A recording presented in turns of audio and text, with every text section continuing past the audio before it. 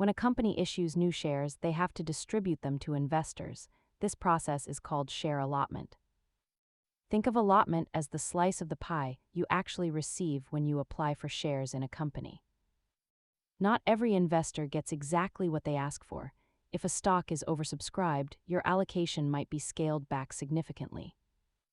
Several factors determine your allotment, including how many other people want in and which investor category you fall into. Allotment is distinct from buying on the stock exchange. Allotment happens at the company level, while the secondary market is peer-to-peer.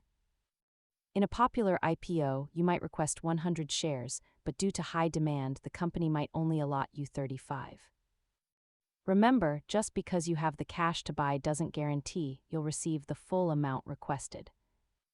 Understanding how shares are allotted helps manage expectations during market events. Subscribe for more money basics.